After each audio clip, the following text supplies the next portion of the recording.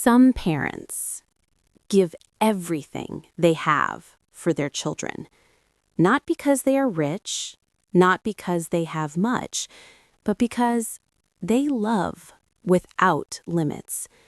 This was the story of Rahim and his wife, Saida. They were not wealthy. They lived a simple life. Small house, modest income. But one thing they had was a big heart. And one son, Beksad. From the day he was born, their world changed. Saida held him close and whispered, "We will give you everything we never had." And they meant it. Rahim worked long hours, sometimes 2 jobs, not for himself, for his son, so Beksad could study, so Beksad could have a better life, so Beksad would never feel the struggles they did. Saida sacrificed too. She ate less, so her son could eat more. She wore old clothes, so her son could have new ones. Every decision, every sacrifice was for him. As Beksad grew, they gave him everything: education, opportunities, support, love, unconditional love. And Beksad grew up successful.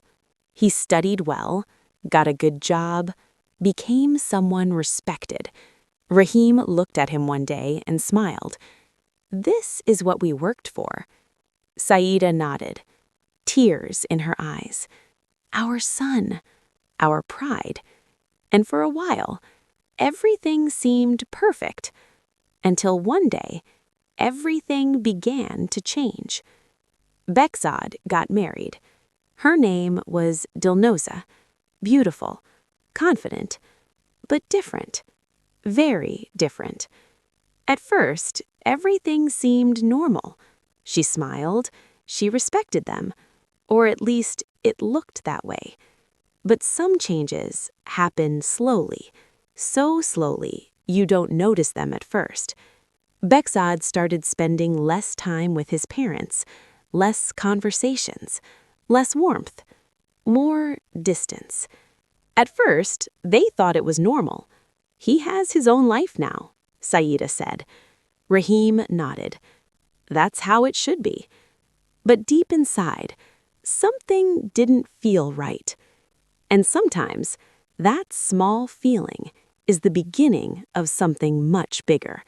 Something painful, something they never expected, because the son they raised with love was slowly becoming someone they no longer recognized. At first, it was almost invisible, so small, so subtle, that no one questioned it. Dilnoza smiled. She spoke softly. She showed respect, at least on the surface. But behind that smile, there was something else, something quiet, something controlling. It began with small comments, very small. "Why do we have to visit them so often?" Beksad looked at her. "They're my parents." Dilnoza smiled. "I know, but we also need our own space." It sounded reasonable, normal, and Beksad agreed.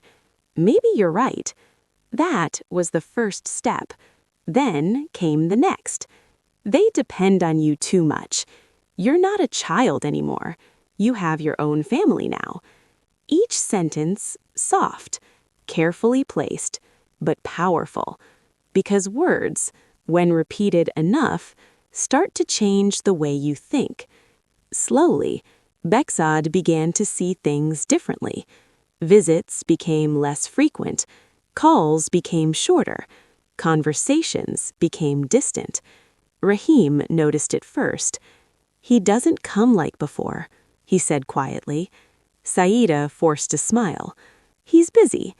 But her heart knew the truth. One evening, they waited for him. Dinner was ready. The table was set, just like old times. But hours passed. No call, no message. Finally, the phone rang. "Mom, I can't come today." His voice was rushed. Maybe another time. Saida paused. Is everything okay? Yes, just busy. The call ended quickly. Too quickly. Saida slowly put the phone down, her hands trembling.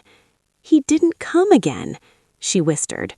Rahim said nothing, because sometimes silence says more than words. Days turned into weeks, and the distance grew, not suddenly, but steadily, like something slipping away, one moment at a time. Then one day, Dilnoza said something different, something stronger. We should live separately. Bekzad frowned. We already do. She shook her head.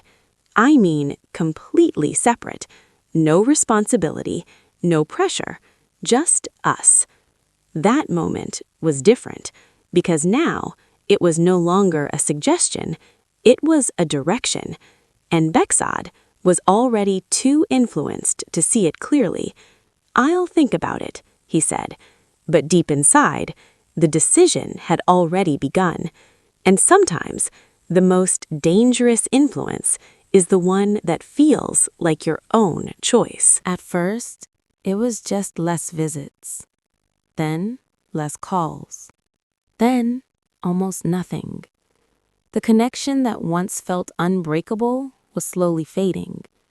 Rahim sat outside one evening, quiet, watching the road, waiting, as if his son might suddenly appear, like before, but he didn't. Saida stood by the window, holding her phone, looking at the screen again and again. No messages, no missed calls, nothing.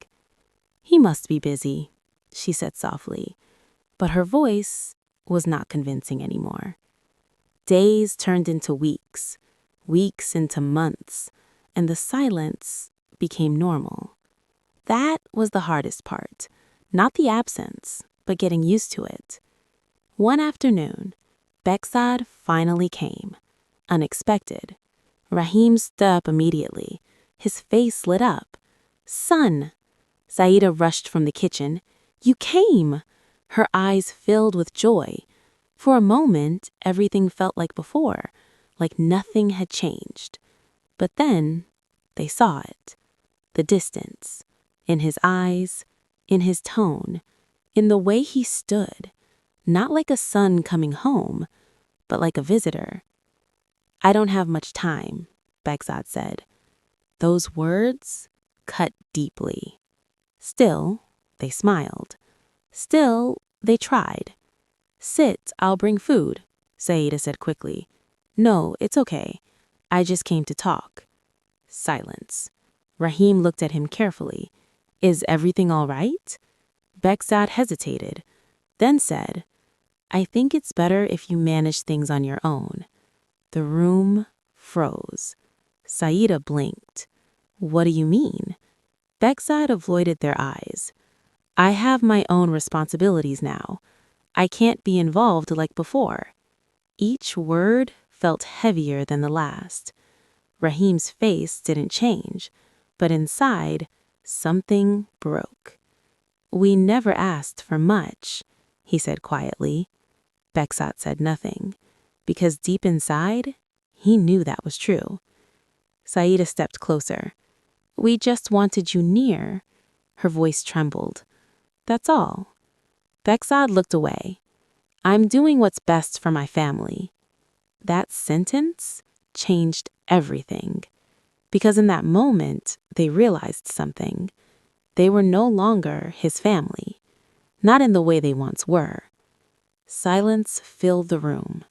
Heavy. Unbearable. Bekzad turned toward the door. I have to go. No hug. No warmth. Just distance. As he left, the house felt emptier than ever. Saida sat down slowly, her hands shaking. Did we do something wrong? She whispered. Rahim didn't answer, because sometimes the hardest truth is this. You can give everything to someone and still lose them. After that day, nothing felt the same.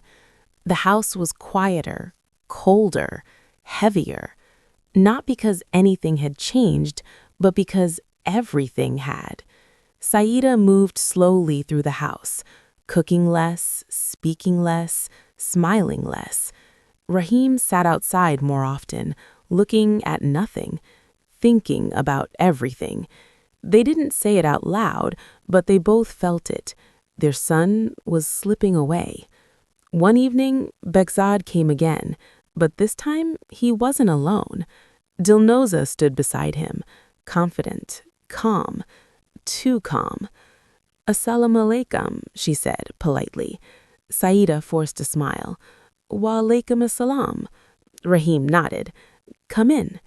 They sat together, but the atmosphere was tense, different, unfamiliar. No warmth, no comfort, just something waiting to be said. Begzad cleared his throat. "We need to talk." Those words never bring anything good. Saida's heart tightened. Rahim stayed silent, listening. "We've been thinking," Begzad continued. Dilnoza looked at him, then spoke. "It would be better for everyone," she paused, "if you moved to a care home." Silence. Complete silence. The kind that stops time. Saida blinked slowly. "A care home?" she repeated, as if she didn't understand, as if the words didn't make sense. Rahim's face didn't change, but his hands tightened. "We will take care of everything," Begzad said quickly. "You won't have to worry about anything." Saida looked at him, her eyes searching his face. "Are we a burden to you?" she asked softly. That question hung in the air, heavy, painful. Begzad hesitated. "No, it's not like that," but it felt exactly like that. Dilnoza spoke again. "It's just more comfortable for them there." More comfortable. Those words cut deep, because nothing is more comfortable than your own home, your own memories, your own life. Saida's eyes filled with tears, her voice trembling. "We raised you here," she whispered, her voice trembling. "We built this life." Rahim finally spoke, quiet, calm, but broken. "If this is what you want." Saida turned to him. "No." But Rahim gently stopped her. "We shouldn't force someone to keep us." Those words broke her heart completely. Begzad looked down. For a moment, something inside him moved, but it wasn't strong enough, not stronger than influence, not stronger than distance. He said, "Think about it," and they left, just like that. As the door closed, the house felt heavier than ever. Saida began to cry, not loudly, but deeply, because this wasn't just a decision, this was an ending. And sometimes the worst pain is not losing everything, but realizing you are no longer needed. The morning felt heavier than usual, not because of the weather, not because of anything visible, but deep inside, they both knew this was the day. Saida woke up early. She moved quietly, as if making noise would make it more real. She folded her clothes carefully, not many, just the essentials. Each piece carried memories, years of life, years of love, years of sacrifice. Rahim sat on the bed, watching her, not saying anything, because there was nothing left to say. Their home was no longer theirs. A knock on the door. Begzad. "Are you ready?" he asked, his voice neutral, too neutral.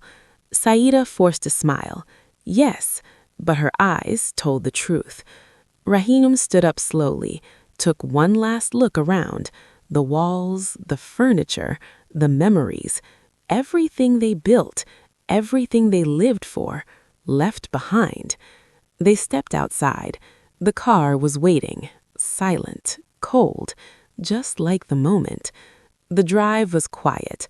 No one spoke. No one knew what to say. Saida looked out the window, watching the streets pass by. familiar places, familiar roads, everything she knew slowly disappearing behind her. Her eyes filled with tears, but she wiped them quickly. She didn't want her son to see. Rahim stared ahead, still, strong on the outside, broken inside. The car stopped.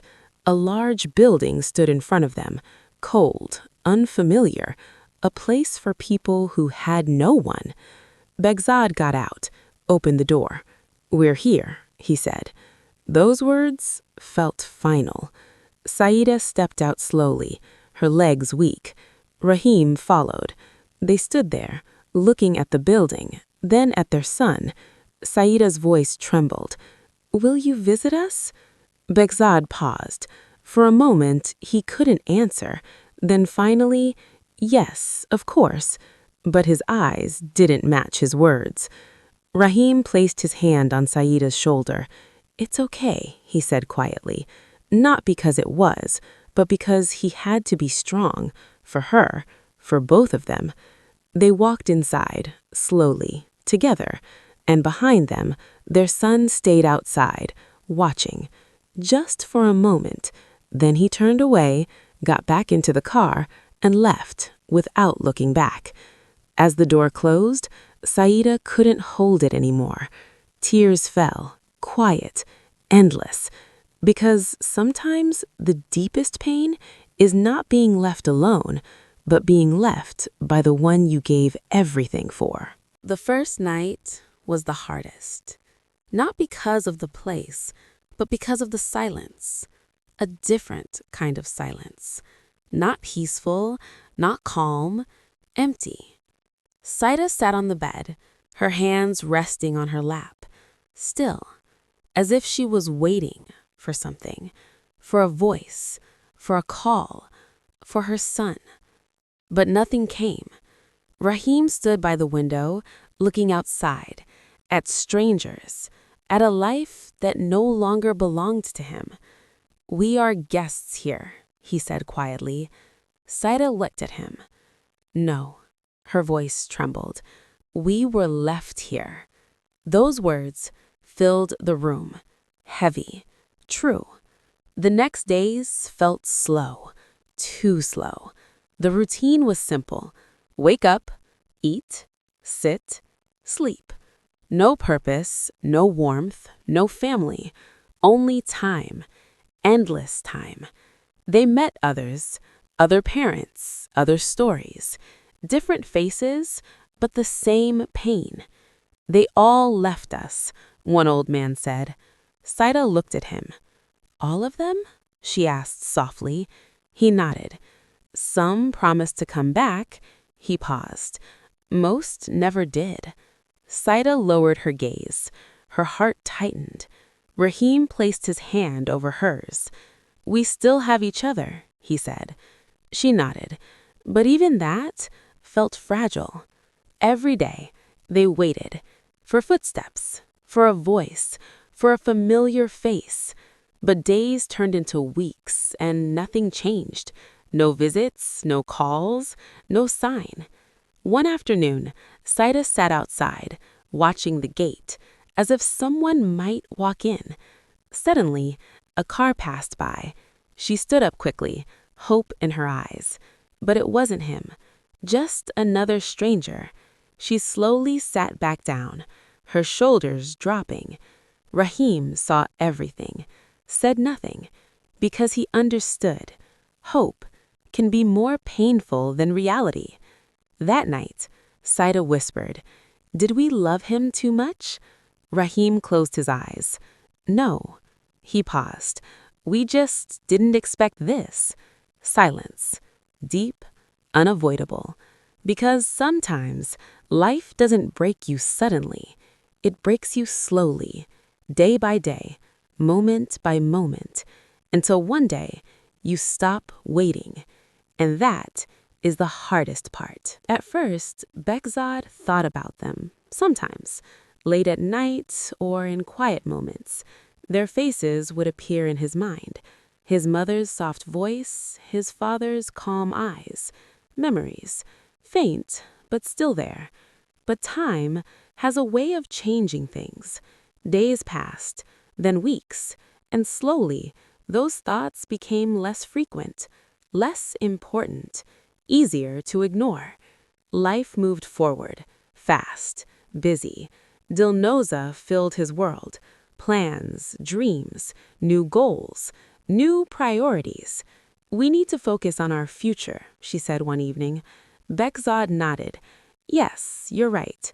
And just like that, the past became smaller, quieter, farther away. They went out more, traveled, spent money, lived freely, as if nothing had happened, as if no one was waiting, somewhere, for them. One day, his phone rang. Unknown number. He ignored it, then again, and again. Finally, he picked up. "Hello?" A voice replied. "This is the care home." Bekzad froze. For a moment, his heart tightened. "Yes," he said slowly. "We just wanted to inform you." His breath stopped. "Your parents are doing fine." Relief. Small, but enough. "Okay," he said quickly. "Thank you." And he ended the call. No questions, no concern, just confirmation that they were still alive. That was enough for him. Dilnoza looked at him. "Who was that?" Bekzad shrugged. "Nothing important." Nothing important. Those words said everything. Because at some point, the people who gave you everything can become nothing. And the scariest part is, you don't even realize it until it's too late. That night, Bekzad slept peacefully. No thoughts, no guilt, no memories. Because he had moved on, completely. And far away, in a quiet room, two people still waited, still hoped, still believed that one day their son would return. That sometimes hope is the last thing to disappear. Pain doesn't always shout. Sometimes it stays quiet, hidden, deep inside. That was the kind of pain Rahim and Saida carried every day, without words, without complaints, just silence. Mornings came slowly, too slowly. Saida would wake up and, for a brief moment, forget where she was. She would look around, expecting her home, her kitchen, her life. But instead, she saw cold walls, strangers, a place that never felt like hers. And then reality returned, again and again. Rahim noticed it, the way she paused, the way her eyes searched, the way her smile disappeared. "Are you okay?" he asked softly. Saida nodded. "I'm fine." But they both knew she wasn't. Days blended together. No difference, no meaning, just time passing, slowly, endlessly. They sat outside often, watching the gate, waiting, not saying it, but both thinking the same thing. Maybe today. But today never came. One afternoon, Saida's pain doesn't always shout. Sometimes it stays quiet, hidden, deep inside. That was the kind of pain Rahim and Saida carried every day, without words, without complaints, just silence. Mornings came slowly, too slowly. Saida would wake up and, for a brief moment, forget where she was. She would look around, expecting her home, her kitchen, her life. But instead, she saw cold walls, strangers, a place that never felt like hers. And then reality returned, again and again. Rahim noticed it, the way she paused, the way her eyes searched, the way her smile disappeared. "Are you okay?" he asked softly. Saida nodded. "I'm fine." But they both knew she wasn't. Days blended together. No difference, no meaning, just time passing, slowly, endlessly. They sat outside often, watching the gate, waiting, not saying it, but both thinking the same thing. Maybe today. But today never came. One afternoon, Saida saw a young man enter. She stood up quickly. Hope filled her eyes. For a second, she believed. But it wasn't him, just someone else visiting someone else. She slowly sat back down, her hands shaking. Rahim looked at her, said nothing, because words wouldn't help. That night, Saida whispered, "Do you think he misses us?" Rahim stayed quiet for a long moment, then said softly, "I hope so." But even he was no longer sure. Silence filled the room, heavy, painful, real. Because the hardest part was not being forgotten, it was realizing you are being forgotten, little by little, day by day, until one day you no longer exist in someone's life, and yet you still exist in theirs. That was their pain, not loud, not visible, but endless. And sometimes the deepest wounds are the ones no one sees. Time doesn't stop for anyone, not for pain, not for regret, not for love. It simply moves forward. Days turned into months, months turned into years, and slowly everything changed, but not in the way they hoped. Rahim's hair turned completely white. His steps became slower, weaker. Saida's hands trembled more. Her voice became softer, fainter. But one thing didn't change. They still waited. Even after all that time, they still waited. Every morning, they looked toward the gate. Every evening, they listened for footsteps. Every night, they hoped. Maybe tomorrow. But tomorrow never came. Meanwhile, Bekzad's life continued. He became more successful, earned more money, built a bigger life, a better house, a more comfortable future. And then he had children, 3 sons, healthy, strong, his pride, just like he once was for his parents. He held his first son and smiled. "I will give you everything." The same words, the same promise. But time has a strange way of repeating stories. Years passed again. His children grew, just like he did. They studied, they succeeded, they built their own lives, and slowly, something familiar began to happen. Less conversations, less visits, less warmth. Beksad noticed it. At first, he ignored it. It's normal, he told himself, but deep inside, something felt wrong, very wrong. One evening, he sat alone, thinking, remembering, and for the first time in years, a memory returned. A quiet house, 2 old people, waiting, his parents. His heart tightened, but the thought passed quickly, because life was still moving forward, and he chose to not look back. But sometimes the past doesn't stay in the past. Sometimes it waits for the right moment to return, and when it does, it brings everything with it. At first, it was just a feeling. Familiar, uncomfortable. Beksad couldn't explain it, but something felt the same, too similar. His sons were growing, busy, focused on their own lives, their own plans, their own futures. And slowly, they began to change, just like he once did. Less time at home, less conversations, less respect. Beksad noticed, but didn't say anything, because deep inside, he remembered. And that memory made him uncomfortable. One evening, his eldest son spoke. "We need to talk." Those words felt familiar, too familiar. Beksad looked at him. "What is it?" His son hesitated, then said, "We think it's better if you and Mom live somewhere else." Silence. Complete silence. Beksad's heart stopped. Somewhere else? He repeated slowly. His son nodded. A place where you'll be more comfortable. Comfortable. The same word, the same excuse, the same lie. Bexod's hands trembled. For a moment, he couldn't speak, because suddenly, everything came back.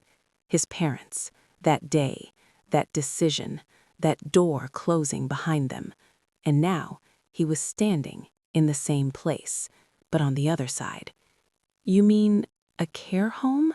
He asked quietly. His son didn't answer, because he didn't need to. The answer was already clear. Bexod looked at his wife. She looked away, silent, just like he once did. That silence hurt more than words. This is not right, Bexod whispered. His son frowned. It's the best option. The same words, the same justification, the same mistake. Bexod stood up slowly, his heart heavy, broken.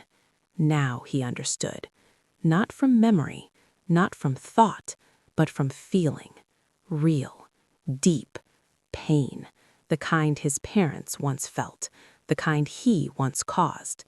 And now he couldn't escape it. Because sometimes life doesn't teach you through words, it teaches you through experience. And that lesson is always the hardest one. The next morning, Bexod stood outside, looking at the road, the same way his father once did. Waiting. But now he knew what it meant. Waiting not for someone to come, but hoping they would. He whispered softly, "Father, Mother, I understand now." Tears rolled down his face, not hidden, not controlled, because this time there was no pride left, no excuses, only truth. And the truth was simple. He had hurt the only people who truly loved him. And now he was living that same pain. Because sometimes life doesn't teach you through words, it teaches you through experience.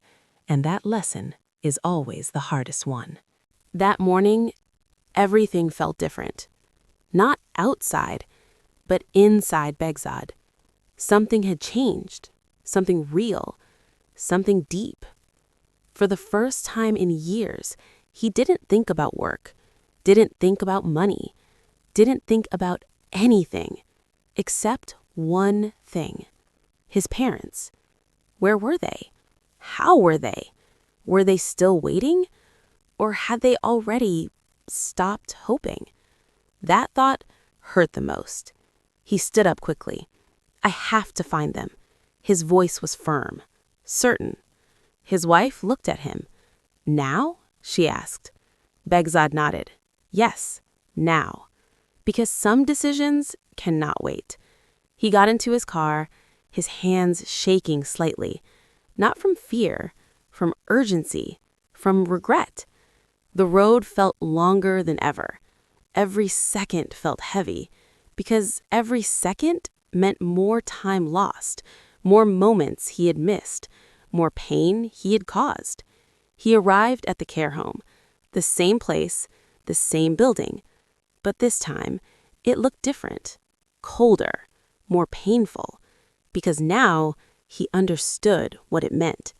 He stepped inside slowly, his heart beating fast. A worker approached him. Can I help you? Bexod swallowed. Yes, my parents. His voice trembled. They were here. The worker looked at the records, then paused. Bexod's heart dropped. What is it? He asked quickly. The worker looked at him. They were here, but not anymore. Silence. What do you mean? Bexod whispered. They left. Left. That word felt like a shock. Where did they go? He asked urgently. The worker shook their head. We don't know. Bexod stepped back, his world spinning. No, that's not possible. But it was, because time had moved on, just like he once did. And now he was the one left behind. He walked outside slowly, the same door, the same place. But this time, he was alone, truly alone. He looked at the road, Empty, endless, and for the first time, he felt it. Not just regret, but fear. Because sometimes you realize the value of someone only after they are gone. And by then, it might already be too late. Begzad didn't stop. He couldn't. Not now. Not after everything he realized. He went everywhere. Every place he could think of. Old neighborhoods, relatives, friends, anyone who might know something. But every answer was the same. No, we haven't seen them. I don't know. They never came here. Each response felt heavier than the last, because with every no, hope became smaller, fainter, harder to hold. Days turned into weeks. Begzad searched relentlessly, without rest, without peace. But the result never changed. Nothing. No sign, no trace, no answer. One evening, he returned home, exhausted, not just physically, but emotionally. He sat down slowly, his head in his hands. "I can't find them," he whispered, his voice broken. His wife stood nearby, silent. Because what could she say? This wasn't something words could fix. Begzad looked up, his eyes filled with tears. "I was too late." That sentence carried everything. Regret, pain, truth. Because deep inside, he knew. If he had come earlier, if he had understood sooner, maybe things would be different. But now, it was too late. Or at least, it felt that way. That night, he couldn't sleep again. But this time, it was worse.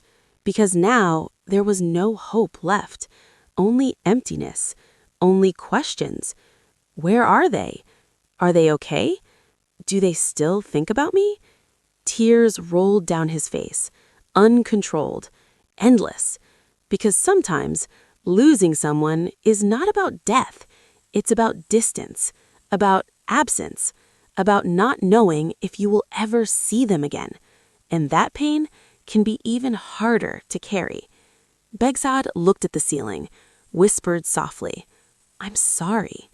Not to anyone in the room, but to them, to the people who once gave him everything, and now were nowhere to be found. Because sometimes the hardest punishment is not what happens to you, but what you can no longer change. Days passed, but Begzad didn't stop searching. Even when hope faded, he kept going. Because sometimes you don't search because you believe. You search because you have to. One afternoon, he returned to the care home again. The same place, the same doors, the same memories. This time, he didn't ask immediately. He just stood there, looking around, as if the past might appear in front of him. A worker approached him. "You came again." Begzad nodded slowly. "I need to know." His voice was quiet. "Anything." The worker hesitated, then said, "There is something." Begzad's heart jumped. "What is it?" he asked quickly. "They left together." Silence. Begzad frowned. "Together?" The worker nodded. "Yes, they didn't want to stay here anymore." Begzad's chest tightened. "Where did they go?" The worker paused, then spoke carefully. "They said they didn't want to be a burden anymore." Those words hit harder than anything before. Begzad stepped back, his breath unsteady. "No," he whispered. The worker continued. "They sold what little they had left and moved somewhere small, far from here." Silence. Heavy. Unbearable. Begzad felt his legs weaken. "They left because of me," he said softly. No one answered. Because it was true. Not said directly, but understood. Completely. Tears filled his eyes. "I made them feel unwanted. I made them leave." Each word filled with regret. Because now, he finally saw everything clearly. Not just what happened, but what he had done. He remembered his mother's voice. "Are we a burden to you?" And his own silence. That silence was his answer, and that answer had pushed them away. Far away. Maybe forever. Begzad closed his eyes. Tears fell. Unstoppable. Because sometimes the truth doesn't just hurt, it destroys you. Not because it's unfair, but because it's real. And the hardest truth of all is realizing you were the reason someone you loved walked away. In the end, Begzad stopped searching, not because he didn't care, but because he didn't know where to look anymore. The world suddenly felt bigger and emptier. He walked the same streets, but everything felt different, colder, quieter, as if something important was missing. And it was. Days passed, then weeks, then months, but the feeling didn't leave. That emptiness, that regret, that question that never had an answer. Where are they? One evening, Begzad sat alone.